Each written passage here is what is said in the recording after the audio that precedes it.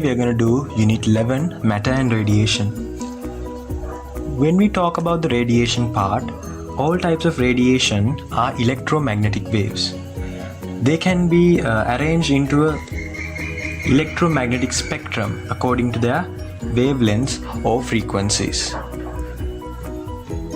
I'm going to draw the electromagnetic spectrum based on their wavelengths. In meters.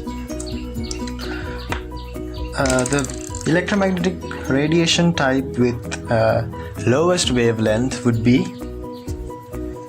gamma rays of around 10 to the power minus 12 meter wavelength, and of around 10 to the power minus 10 meters wavelength comes X-rays, and after that the wavelength of 10 to the power minus 8 meters UV rays. Then there is a small region of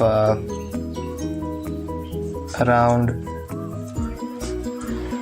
wavelength 4 into 10 to the power minus 7 to 7 into 10 to the power minus 7, which is called the visible light, which contain the electromagnetic radiations we can see. Colors: violet, indigo, blue, green, yellow, orange, red. So this is the way they have arranged according to their increasing wavelength.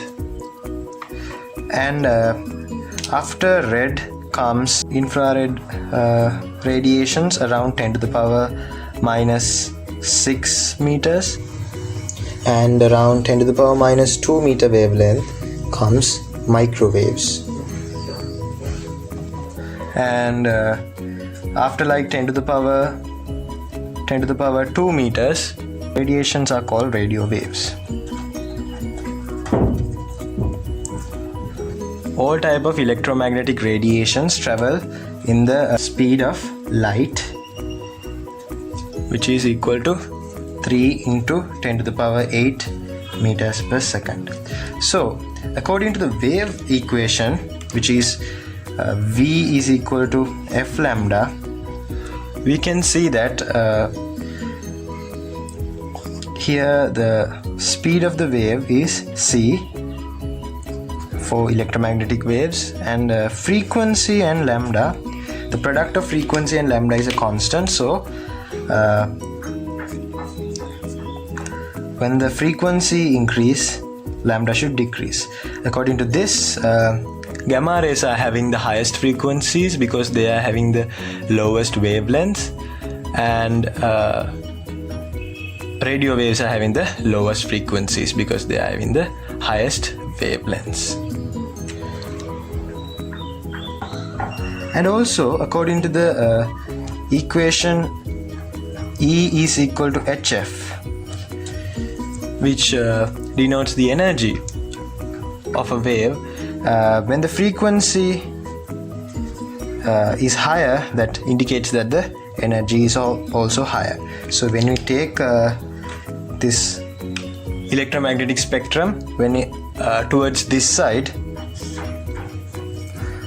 lambda increases, therefore frequency decreases and energy also decreases.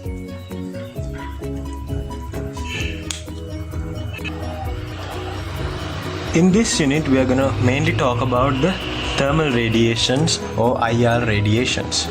When we take the sun, about 47% of the radiation sun emits is visible light, and about 45% of the sun's radiation is IR rays or infrared rays, and only about 8% of sun's radiations will be UV radiation.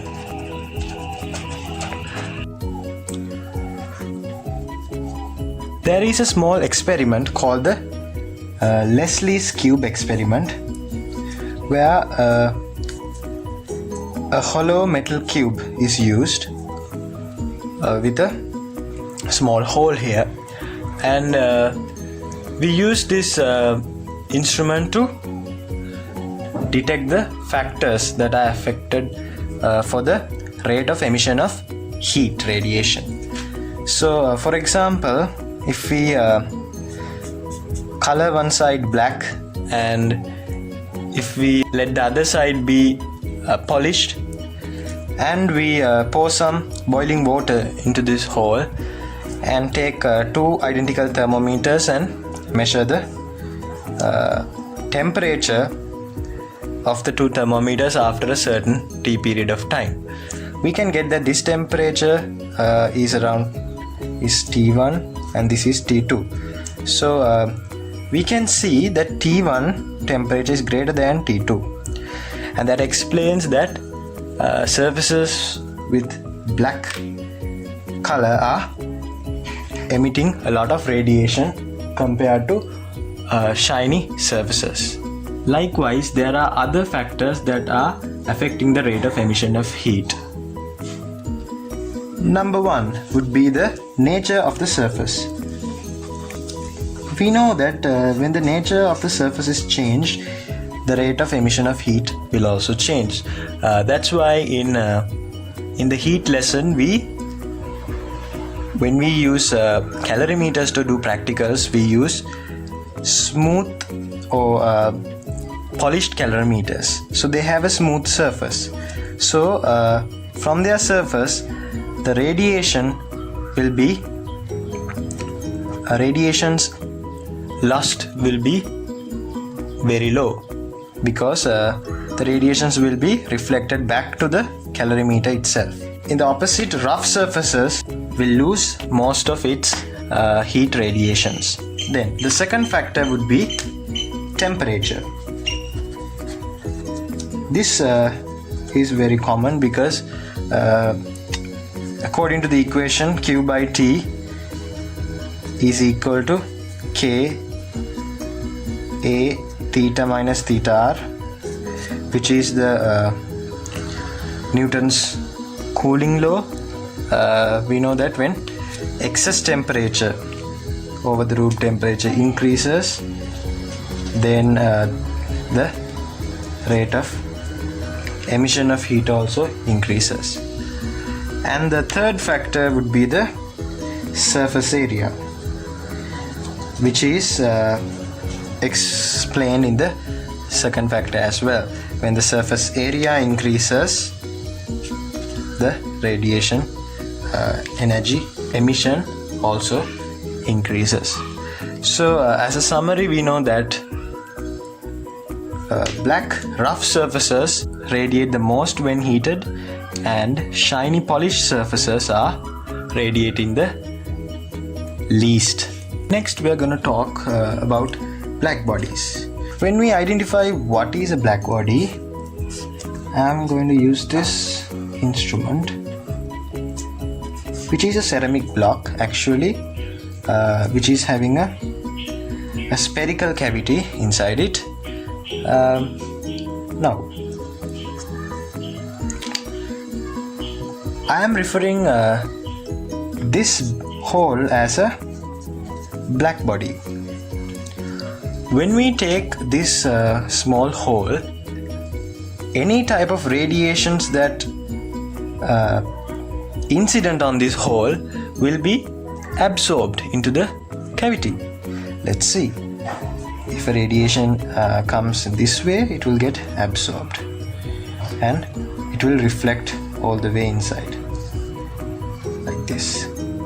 And if a radiation goes that way, it will get absorbed and reflected inside there like that. So any radiation that incident on this hole will be absorbed into the hole. That's why I'm calling this hole as a black body. A body that absorbs all forms of radiations of all wavelengths is called a black body. So in the same way, when black bodies are heated, they emit all forms of energy with all forms of wavelengths. So a scientist called Stefan introduced a law for the radiation emitted by a black body, which is called the Stefans Law of black body radiation. He said that the total radiation energy emitted per second per unit area of the black body is directly proportional to the fourth power of its absolute temperature. And he found that the radiation energy emitted per second per unit area is equal to a constant and into absolute temperature to the power 4. This constant is called Stefan's constant, which is equal to 5.67 into 10 to the power minus 8 watt per meter squared per Kelvin to the power minus 4.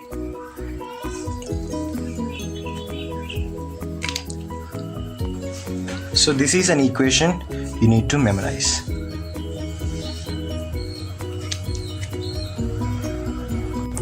Next, we're going to talk about the net emissivity. When we take the net emissivity, which is denoted by simple E, it is equal to the ratio between the energy, radiation energy emitted per second per unit area of a non-black body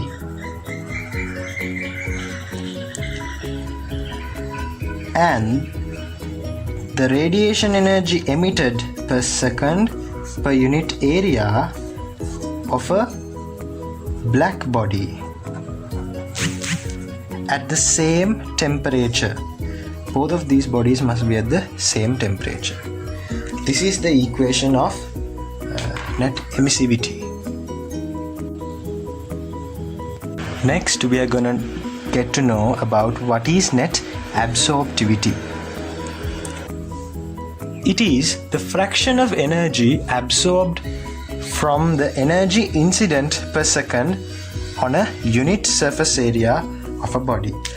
We can write net absorptivity, or simple A, as the radiation energy absorbed per second per unit area over the radiation energy incident per second per unit area of an object.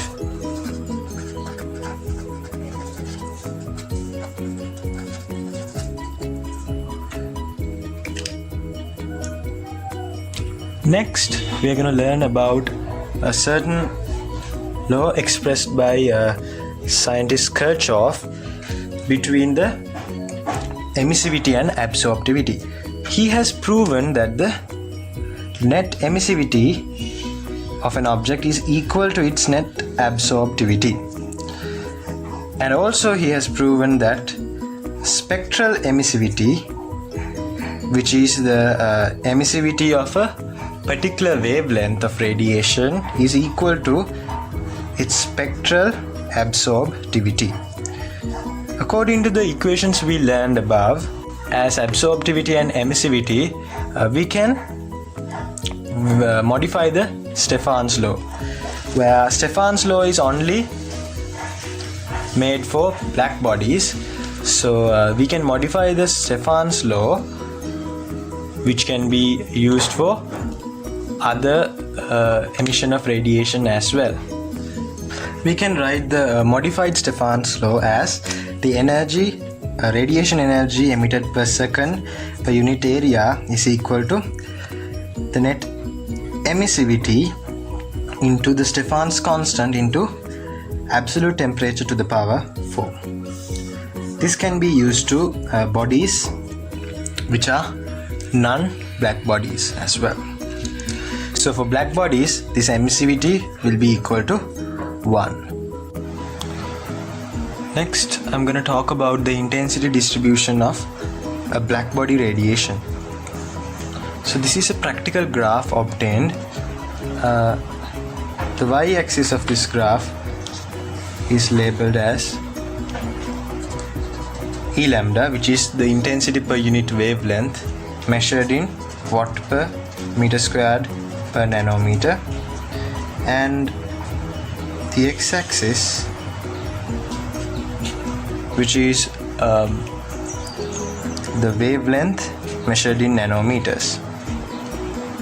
So when we get a heated black body and the intensity of different wavelengths it emits, for a certain temperature we can get a graph like this.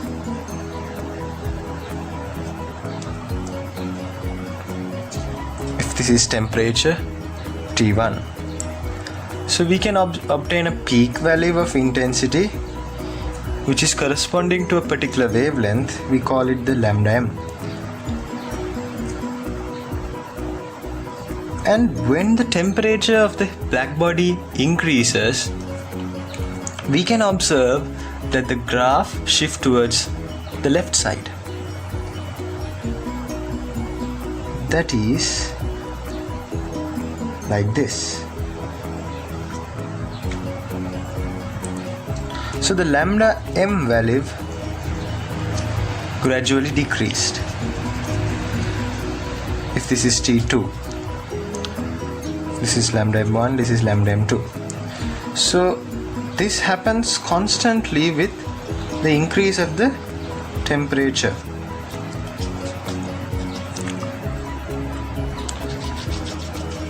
So based on this graph, a relation is built up with the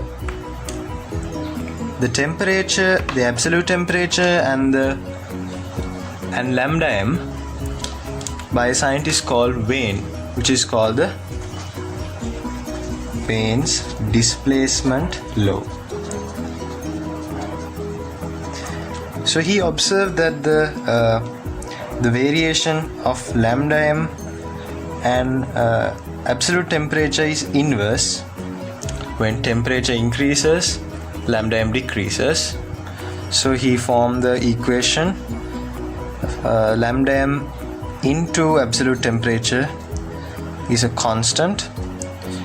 This is the Vane's displacement law, and this constant C is the Vane's constant, which is equal to 2.898 into 10 to the power minus 3 meter kelvins.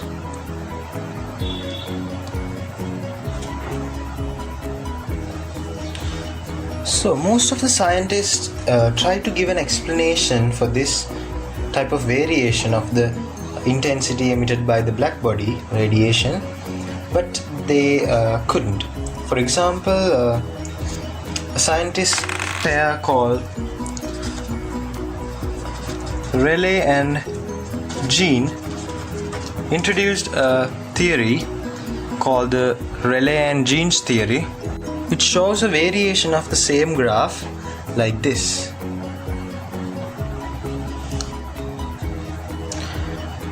That graph does not have a peak as the actual graph. And also scientist Vane also introduced a theory to explain this practical curve, which was like this. So this is the Rayleigh-Jean's theory graph, and this is the Vane's graph. So as you can see, Vane's theory was applicable for wavelengths which are lower, and Rayleigh-Jean's theory is quite suitable for wavelengths which are greater. But there was a problem. None of these theories can be used to find the intensities of the wavelengths at this region. This was called the ultraviolet catastrophe. So the radiations emitted at this region is found to be ultraviolet radiations. Scientists tried to find reasons for this ultraviolet catastrophe. Meanwhile, a scientist called Max Planck gave a revolutionary hypothesis and found a reason for this ultraviolet catastrophe, and he introduced two new hypotheses which explains this phenomena. As his first hypothesis, he said that electromagnetic waves are resulted when atoms are heated and their oscillatory particles like electrons move into higher energy levels, and while they come back to their lower energy states, they release energy as in electromagnetic radiations. He said that this energy is discontinuous.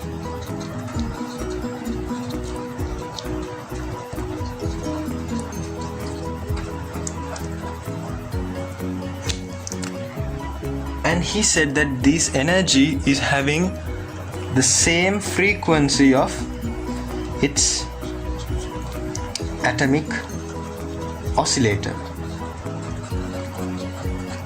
He also introduced the equation E is equal to NHF, where E is the energy of the radiation, N is the quantum number, H is the Planck's constant,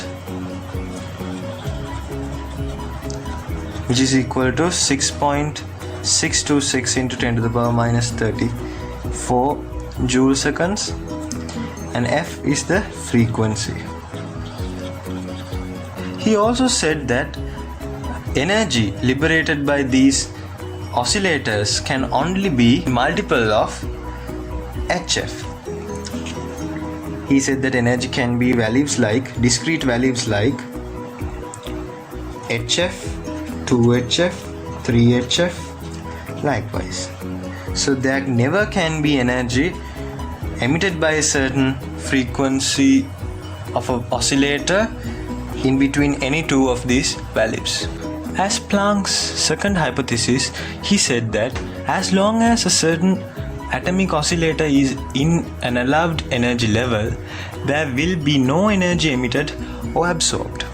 This can be explained by drawing an energy diagram of an atomic oscillator. These are the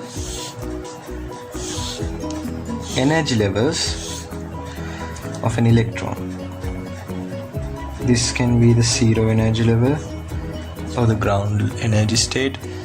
This can be the energy level 1, energy level 2, energy level 3 and energy level 4. When we take an oscillator or an electron, when we heat it, what happens is that heat energy is absorbed by this oscillator and it will move to a higher energy level. Let's say it moves to energy level number 3. Now this was its allowed energy level and this is an excited state. So what this atomic oscillator do, it liberates energy and come down to its ground state or allowed energy level again. Yes, the energy can be liberated at a stretch or can be liberated partwise. However, the energy can be only liberated as multiples of HF. So it can be liberated as 2HF or 2 packets of HF. So we call the minimum energy liberated by an atomic oscillator absorbed or gained as a photon, which is equal to HF. So these photons are massless and chargeless particles.